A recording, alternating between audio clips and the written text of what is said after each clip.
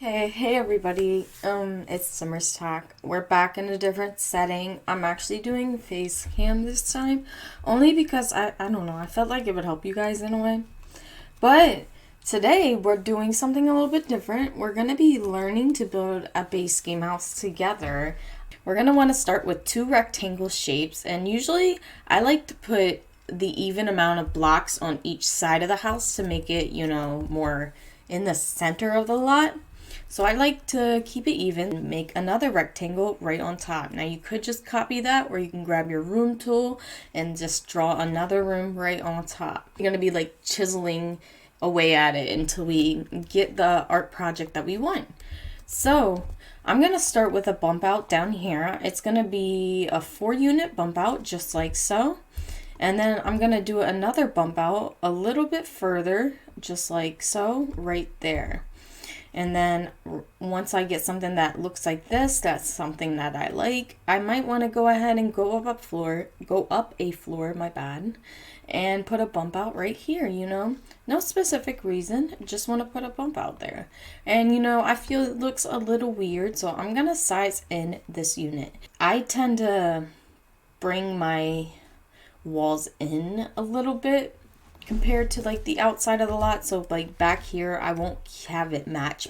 I might bring this in a unit, and then yeah, it'll differentiate and create more room for our roof. So we're gonna go ahead. I think I want to make this wall a little different, because you see how it's just flat for 6 units. I don't like that. Like, we could leave it like that, but I want to be different. So I'm gonna bring it in a couple units and then delete that wall.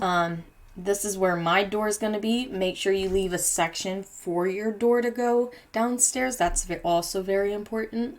And then if you want, this is very optional, but you can add a foundation by raising this middle arrow right here. And then I'm only going to do it a couple of units, nothing too tall. And now you don't have to choose a forever fence right here. It could just be temporary for right now, just until you choose one that you like. But just go ahead and draw an area that your porch is going to be, just so we can get that flooring. Take our stairs, and I'm going to size it to 3 units, just like so. And then I'm going to grab a railing of my choice. This is where you can go in and personalize your fence and all of that, because you're going to want to choose a matching railing, or a railing that looks like it would go together, and place that as well. And then this is the base shape that I'm going for. Now as far as our roofing goes, I should have said this in the beginning, but we don't want to leave our back too plain, you know what I mean? We might want to bring a bump out or two to the back that we did to the front, just so it doesn't look so bland. So I meant to say that, I apologize. Go ahead and grab a gabled roof, and we're going to place that on our first bump out. And then we're going to size that down just a couple of units to make it look more realistic in my eyes, I feel. And then you're going to click Shift C. Now you get these little ball icons. You'll get more of them once you click Shift C. And these are what we use to curve the roof. Now you can obviously see that you can go very dramatic with the roof, as you can see. But we're going to take it down a notch, and we're just going to do a little natural curve like that, nothing too dramatic. We just want a little subtle curve.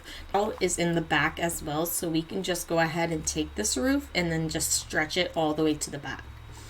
And then once you get something that looks like this, you can go ahead and you can either take a gabled roof, or you can take a hipped roof. In this case, I'm going to use a gabled roof, and we're going to use it for our main roof piece, which is going to be right on the top middle. And you're going to want to size it to shape. Then as far as this piece right on the very end, I'm going to take this same exact roof, only sizing it down just a little bit more, just like so. And once you get a shape or roof shapes that look more natural on the top, we're going to go ahead and move on to the bottom. We're going to size down a half gabled roof. And I'm going to leave out the sides for right now, except for on this side where it pokes out, because I don't know, it makes me feel weird when it overhangs. But instead of a gabled roof, we're going to use a hipped roof. And for any reason, not really. I just think it looks better. You can use any roof that you like. Once again, size this down until it's not peaking above the room, because that can get annoying when you're in play mode. So I just size it down till it's not there. And then as far as these roofs up here, I'm just gonna grab another hipped roof, placing it right there, sizing it down. And then as far as this roof right here, I feel like we could grab another gabled roof. And if you guys hear any snoring, that is literally my dog next to me. He was knocked. He went to the vet today. It was very stressful for him. But yeah. We're going to go ahead and bring in the sides of both of this and actually just slide this over. And we're going to slide in this roof just so it doesn't peek out right there. And so it covers up nicely. And I'm going to size it up just a little bit more to keep it a little bit more natural to me. And maybe curve it like we did the first one. So once again, clicking Shift-C for more curving options. Don't got to do it a lot. Maybe just a little, you know. Maybe that's all it needs. And you can even do it to your hipped roofs and your gabled roof up here if you want. But yeah, this is mainly the roofing I'm going for. And once you get something like this, you can go ahead and add your columns.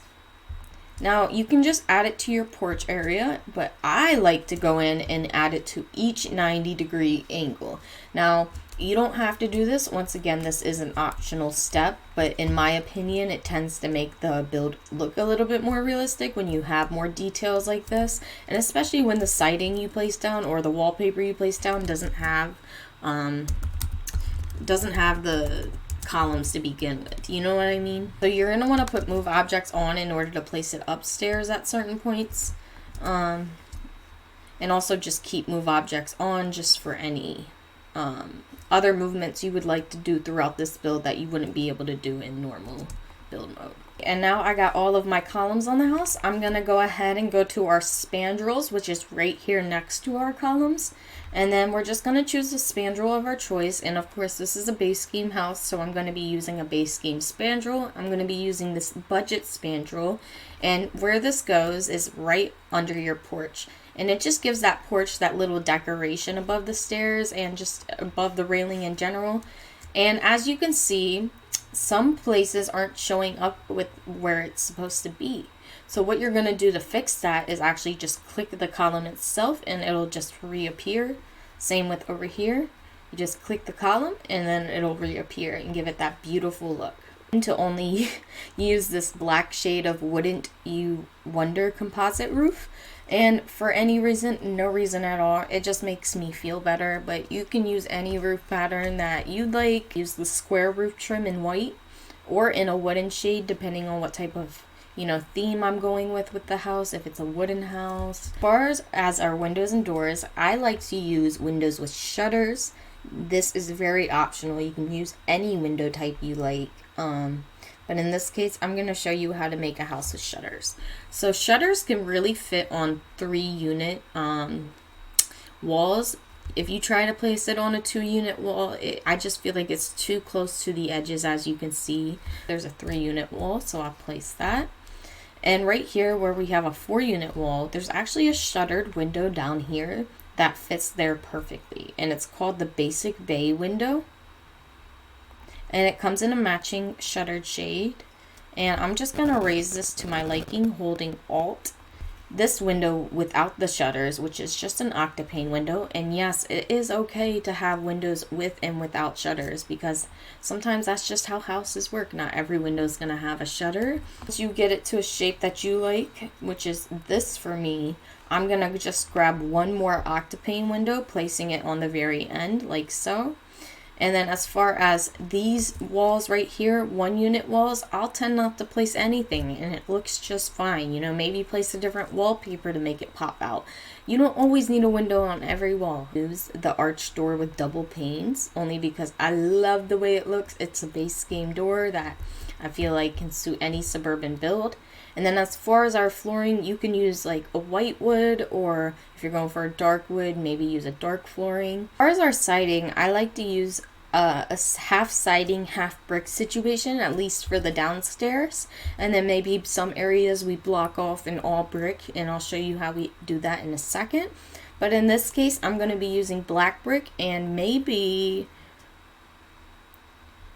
we'll use a black brick in like this sage siding. Let's go ahead and apply it to the upstairs section.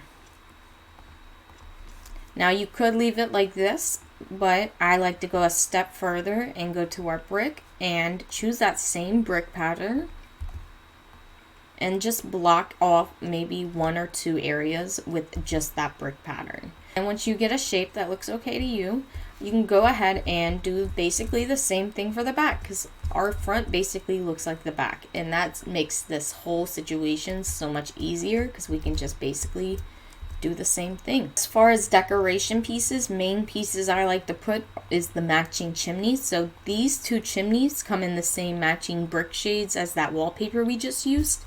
So we're gonna use the black brick shade of this chimney right here, and I'm just gonna place it on the side of this wall.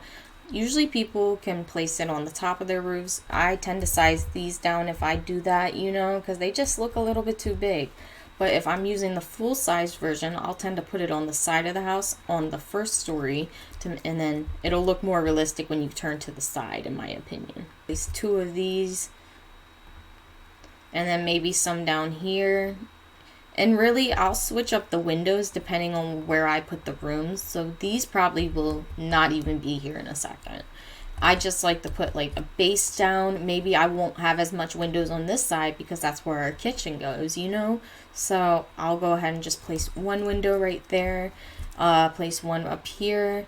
Place maybe we'll switch it up. Maybe we'll do 1 right here instead of those 3 windows like we did in the front. And then maybe a couple of, maybe just a couple of these. Maybe some, I'll leave this open for if somebody wants to leave or put a back porch. As far as our foundation goes, I'll tend to use this one. I don't even want to try to pronounce that, but you can go ahead and try if you want to. The dirt color of your choice, I tend to use the Garden Bedlam, and you're probably thinking, why are you using dirt?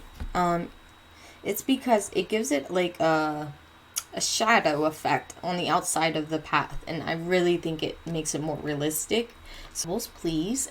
And then that's usually what I use on top of my driveways and such like that. But I'll put it on top of the dirt like so and just keep going over it until it looks okay to me, bringing it to the outsides as much as I want of those edges. Something that looks like this, we're going to go ahead and do the garden bed of our front yard, and then we'll move on to the sides and the back. So you basically just want to create a little wonky shape, a little natural shape. Doesn't have to be completely straight. Any tree we want.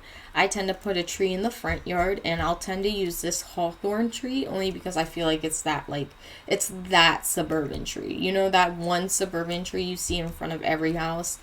But then I'll use an oak tree in the backyard, and I'll tend to size this down once, only because I do feel like it's a little huge. But once I get that to a shape that I want, I'll place it in the back, and then we'll move on to our plants. So I'll tend to take lavender hedges and wildflowers to add colors, and then use ferns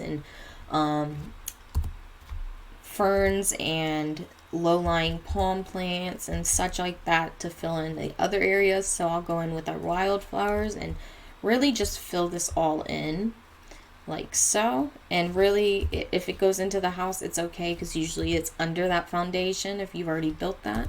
The hedge row, and this is what we will use for the sides of our house. And I'll tend to size it down once, only because I do feel like it is a little too big in its natural shape.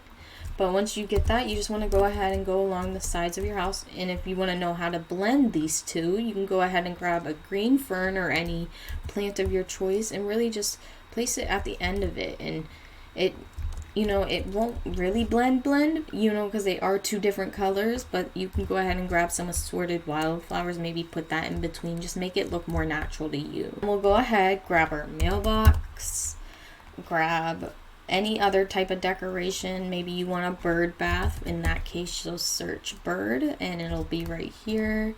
Maybe you want to create this your house. This is your house. This is your masterpiece. You can do anything you would like.